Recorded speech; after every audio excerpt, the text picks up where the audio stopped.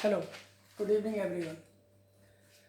From our last class, we already know about the electric field intensity due to a point charge, and also the formula of electric field. So, let I revise.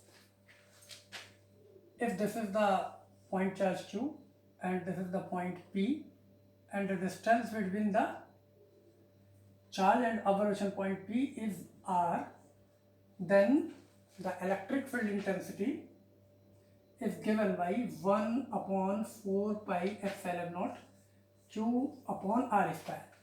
This is the formula of electric field intensity due to a point charge at a distance R on the observation point P. It is clear? We already discussed about the electric field. Is it a vector or is it a scalar?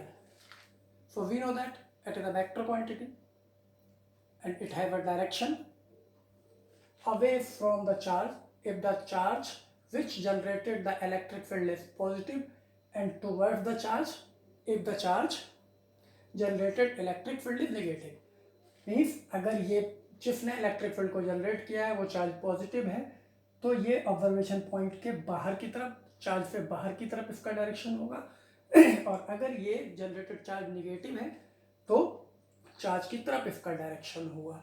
लेकिन दोनों ही condition में the direction is along to the line joining the charge and the observation point. Is it clear? तो it is a vector quantity, then it also can be written in the vector form. So if this distance is r, then vector form of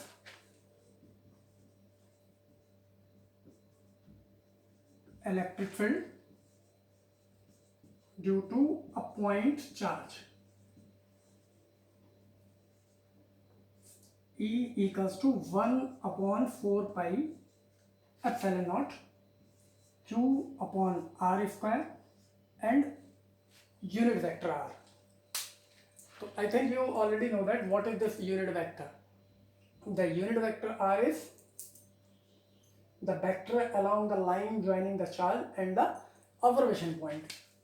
This is the vector form of electric field intensity due to a point charge. ये formula हम already type कर चुके हैं, ये भी discuss कर चुके हैं कि ये वेक्टर क्वांटिटी है, ये भी क्लियर है कि इसका डायरेक्शन किधर होगा. अगर इलेक्ट्रिक फील्ड जनरेट करने वाला चार्ज पॉजिटिव है तो ये डायरेक्शन ऑब्जर्वेशन पॉइंट पे पॉइंट से बाहर की तरफ मीन्स चार्ज से दूर, और अगर इलेक्ट्रिक फील्ड जनरेट करने वाला चार्ज नेगेटिव है तो ऑब्जर्वेशन पॉइंट पे इलेक्ट्रिक फील्ड का डायरेक्शन जनरेटेड चार्ज की तरफ मीन्स पॉइंट से चार्ज की तरफ जो कि सोर्स चार्ज होता है. और इसको हम जब वेक्टर फॉर्म में लिखेंगे तो सिंपली फॉर्मूला वही है, एक यूनिट वेक्टर यहाँ पे इन्वॉल्व कर दिया. तो you already know about the vector, unit vector. तो it just represent, its magnitude is 1, it just represent the direction. The unit vector, the line joining the charge and the observation point. This is the formula of electric field. So simply अगर आपके पास कोई question आया कि कोई given charge है और उससे इतनी डिस्टेंस पे इलेक्ट्रिक फील्ड की इंटेंसिटी कैलकुलेट करनी, तो आप इजीली फॉर्मूले से कैलकुलेट कर लेंगे. बट हम एक न्यू सिचुएशन को आज डिस्कस करेंगे, लेकिन उससे पहले, न्यू सिचुएशन को डिस्कस करने से पहले इस यूनिट वेक्टर के बारे में कुछ रिवाइज कर लेते हैं.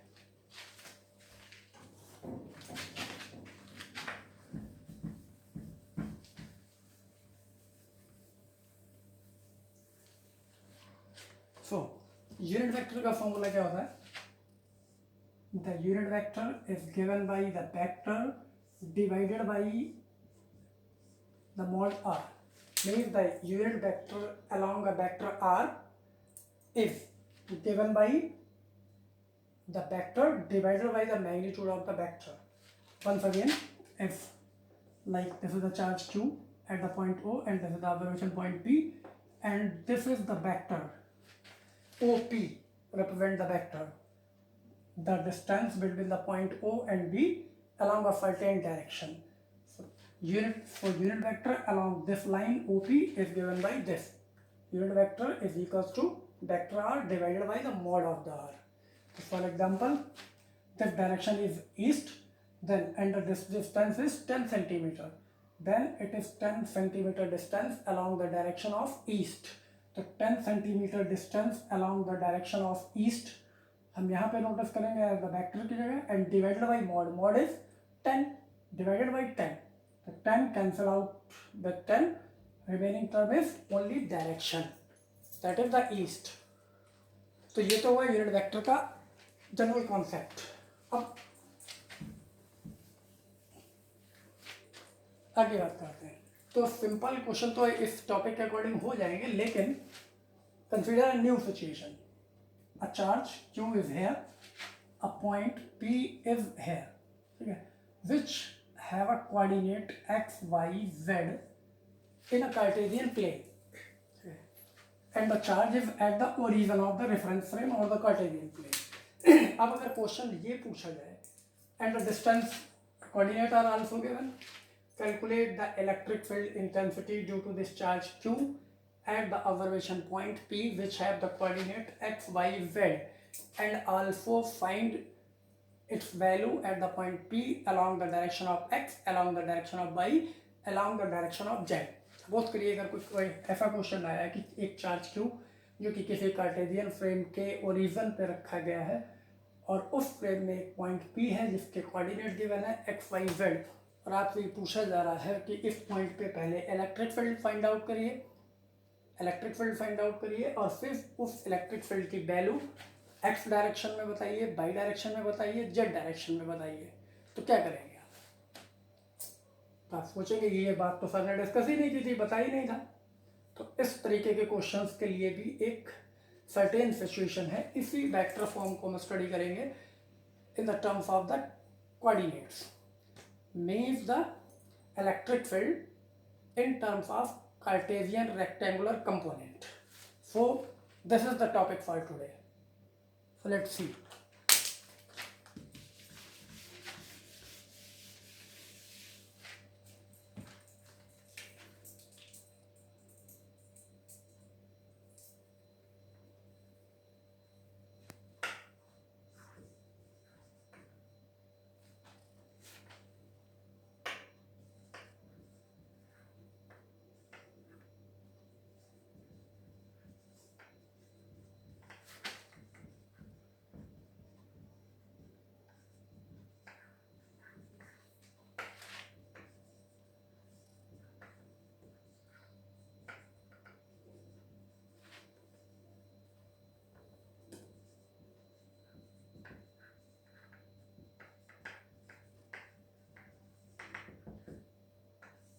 This is the topic. Cartesian rectangular components of electric field due to a point charge. इसको डिस्कस करने वाले हैं. तो इसको डिस्कस करने के लिए हम यही सिचुएशन जो भी मैंने आपको विद इन सेकंड 1 सेकंड पहले बताई है उसको कंसिडर कर लेते हैं. Suppose this is a Cartesian frame with origin and plane x, y and z, and we have a point P here whose coordinates is x, y, z. Cartesian frame assume कर लिया, Cartesian frame में एक point P assume कर लिया और उसके coordinate x, y, z assume कर लिए. इसको यूज करने के लिए although you are the student of 12th standard, so I think you already know about the position vector of a point in a Cartesian frame, लेकिन फिर भी चूँकि मैं इस टॉपिक में यूज़ करने वाला हूँ तो इस बार आपको रिमाइंड कर देता.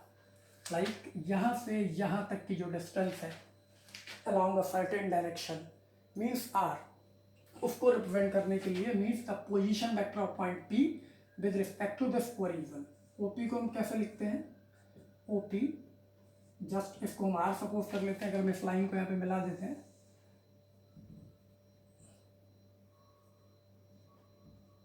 P point,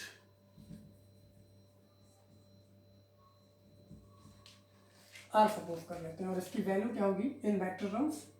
x I cap, y j cap and z k cap. ये आपको ऑलरेडी क्लियर है. और इसकी जो मॉड है मीन्स न्यूमेरिकल वैल्यू वो क्या होगी? Mod of this vector r is equals to under root X square of the component along the x axis square of the component along the y axis and square of the component along the z axis. This is the mod. और simply हम equation लिखते हैं तो हम क्या लिखते हैं, इसको जस्ट आर ही लिख लेते हैं अंडरस्टैंड करने के लिए. मैं यही नोटिस किए दे रहा हूँ.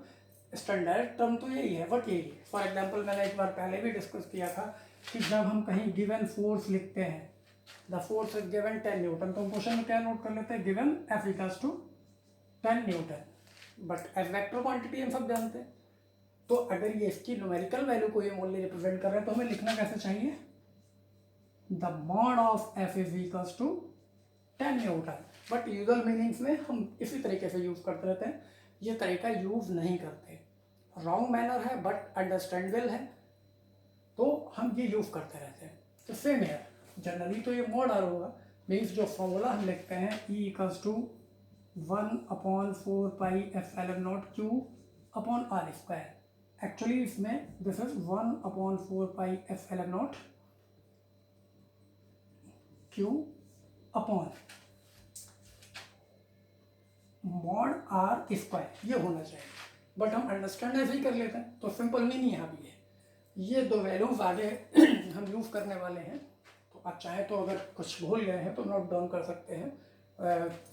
when we have a point P in a Cartesian plane, then its position vector with respect to the origin is given by this OP equals to R x I cap by j cap plus z k cap, and its numerical value, that is the mod, is equals to under root x square plus y square plus z square. ये आप अभी हम use करने वाले हैं.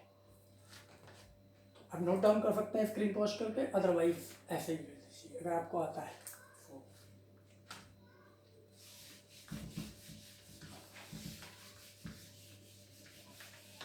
अब हम in terms का यूज क्या करने वाले हैं. हमारा टॉपिक वही है, Cartesian rectangular components of electric field due to a point charge. Rectangular components already आपको क्लियर है. जो कंपोनेंट एक दूसरे से 90 एंगल पे हो, means which are perpendicular to each other, are said to be rectangular component. तो ये हमें पहले से क्लियर है.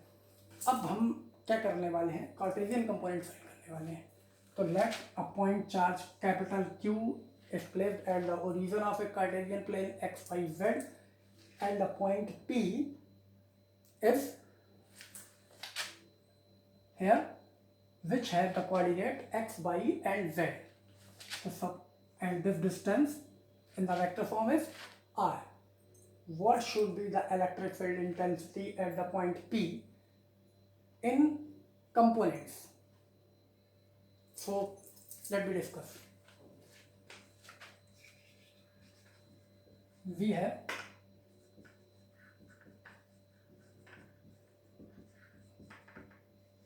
electric field intensity at the point P is E. In vector form it is 1/4 pi epsilon naught Q upon R square, or properly it can be written as vector R mod square and unit vector, because unit vector is vector R divided by mod R. Then it is equals to E equals to 1/4 pi epsilon naught Q upon vector R Q and vector R.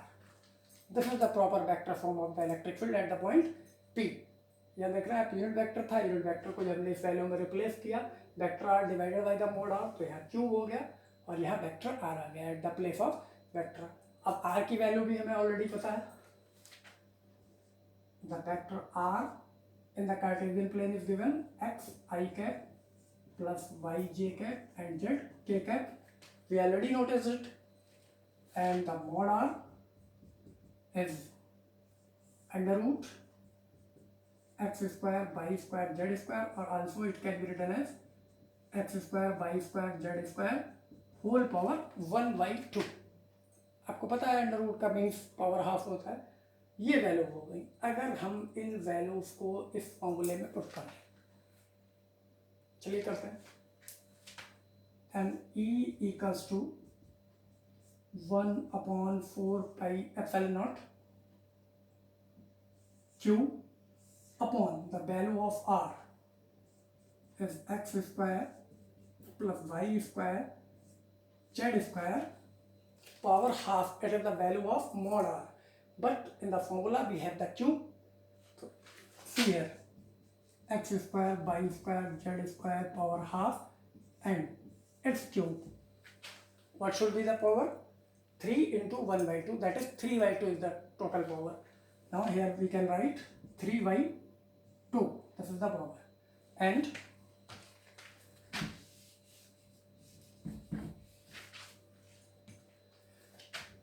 the value of r, this r, is this, that is x I cap, y j cap and z k cap. This is the formula of electric field in terms of x, y, z, means in the terms of coordinate of the observation point. 1 upon 4 pi epsilon naught q upon x square plus y square plus z square whole power 3 by 2 x I cap plus y j cap plus z k cap. This is the formula. But now we have to write its components. x के along ये कितना होगा, y के along कितना होगा, z के along कितना होगा. मैं अपनी बात रिपीट करता हूँ एक बार फिर से ध्यान सुनिए. क्वेश्चंस या कंडीशन के अकॉर्डिंग एक चार्ज, पॉइंट चार्ज, जो कि किसी कार्टेशियन प्लेन के ओरिजिन पे रखा गया है और प्लेन में एक पॉइंट p गिवन है जिसके कोऑर्डिनेट x, y और z है. कंडीशन की डिमांड के अकॉर्डिंग हमें इस p पॉइंट पे इलेक्ट्रिक फील्ड भी कैलकुलेट करना है और उस इलेक्ट्रिक फील्ड का इफेक्ट या वैल्यू x डायरेक्शन में कितनी है, y डायरेक्शन में कितनी है और z डायरेक्शन में कितनी है, ये भी कैलकुलेट करना है. तो p पॉइंट पे हमने इलेक्ट्रिक फील्ड को कैलकुलेट कर लिया in terms of the coordinates x, y and z. 1 upon 4 pi epsilon naught q upon under root x square plus q upon x square plus y square plus z square whole power 3 by 2 and x I cap plus y j cap plus z k cap, which is the value of vector r, and this is the value of cube of the mod r. So the formula is clear. Now it can be written as, if we want to calculate the value of E along the x-axis, अगर हम इसकी value x पे calculate करना चाहते हैं इतनी ही distance पे, तो हमें क्या करना होगा, P पॉइंट को, इस लाइन को ऐसे लाके इस एंगल को 0, अगर ये P पॉइंट यहाँ आ जाए सिर्फ x पे, तो y पे इसकी कोई वैल्यू नहीं है, z पे इसकी कोई वैल्यू नहीं है, means y and z components become 0. या फिर एक दूसरे तरीके से पहले रोटेट कर लेते हैं. इसको जब हम ओपन करेंगे तो ये वैल्यू होगी vector E equals to 1 upon 4 pi epsilon naught q x upon x square plus y square z square whole power 3 by 2 I cap plus 1 upon 4 pi epsilon naught q y upon x square plus y square plus z square 3 by 2 j cap plus 1 upon 4 pi epsilon naught q upon x square y square plus z square whole power 3 by 2 k cap. इस पूरे amount को हमने इन side multiply कर दिया, means E equals to 1 upon 4 pi epsilon not Q X upon the value of r I cap plus this. तो 3 form में divide हो गया. तो I कैप किसके अलॉन्ग है यूनिट वेक्टर, x के अलॉन्ग, j कैप किसके अलॉन्ग है बाई एक्सिस के अलॉन्ग और k कैप किसके अलॉन्ग है z एक्सिस के अलॉन्ग. इसका मतलब ये जो वैल्यू है, this value, this is the along x and this value is along y and last one this value is along the z. So we can write it, the vector E equals to Ex I cap Ey j cap plus Ez k cap, means the E, the electric field at the point P, is the vector sum of the electric field along the x, electric field along the y and electric field along the z. Or we can equate these. So the value of Ex is equals to 1/4πε0 qx upon x square plus y square z square whole power 3/2. This is the numerical value of Ex, means the electric field at the point P along the x-axis. Same the value of Ey.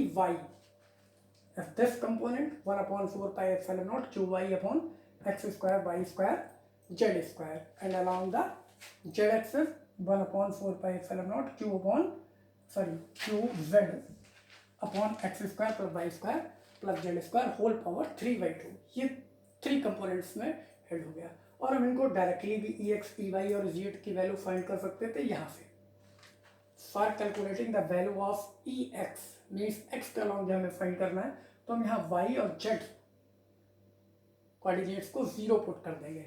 Suppose करिए कि इतने ही distance पे ये point यहाँ होता x distance पे x के long, तो क्या होता है यहाँ पे y कंपोनेंट 0 होता और z 0 होता, मीन्स यहाँ कोऑर्डिनेट होते x 0 0. सेम यही पॉइंट अगर लाइन को यहाँ ले आए हम p यहाँ पे ले आते, इसके कोऑर्डिनेट होते x कोऑर्डिनेट इसका 0 है, y कोऑर्डिनेट यहाँ है और z कोऑर्डिनेट भी इसका 0 है. और same on the z axis, अगर हम z एक्सिस पे इस पॉइंट को लेते, इस लाइन को ऐसे लाते, तो यहाँ पे सब z कोऑर्डिनेट होता है, मीन्स 0 0 z. तो these are the components along the x axis, y axis and z axis. I think it should be clear now. फिर से कोई डाउट रह जाए, फिर से कोई प्रॉब्लम इसमें रह जाए, अंडरस्टैंड करने में कोई प्रॉब्लम रह जाए, तो you can write your doubt और problem in the comment box. Screen pause करके इसको नोट डाउन कर सकते हैं.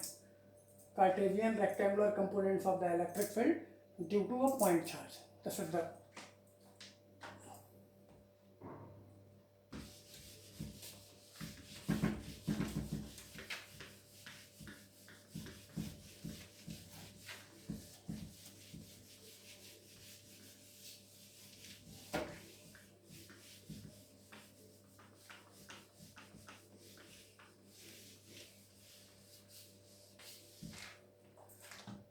अब एक कंडीशन और डिस्कस कर लेते हैं कि अगर ये जो चार्ज था वो ओरिजिन पे ना होता,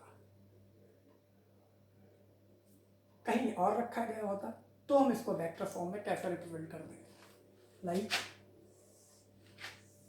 this is the again Cartesian plane x y z, p point is here,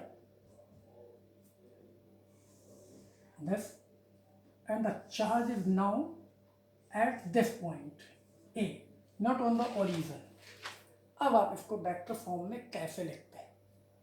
जब वो तो आपने सीधे सीधे वेक्टर फॉर्म में लिख लिया, अब चार्ज ओरिजिन पे नहीं है, पी पॉइंट पे है, तो अब आपको पता है कि आपको पोजीशन वेक्टर्स यूज करने पड़ेंगे. लाइक अगर हम ये लिखें, बस the position vector of point P is RP and the position vector of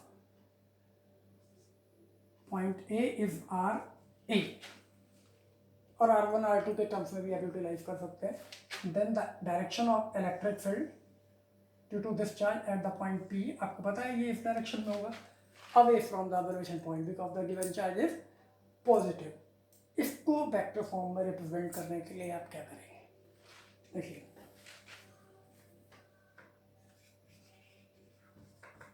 when the given charge is not origin, इस कंडीशन में क्या होगा? तो आपको पता है वेक्टर फॉर्म,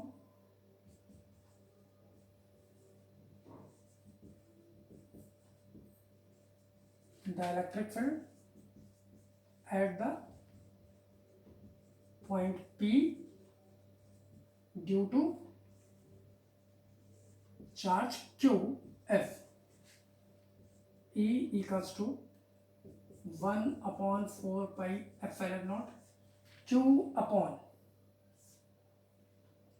R. अब डायरेक्शन देखिए, यहाँ पे R कौन सा होना चाहिए?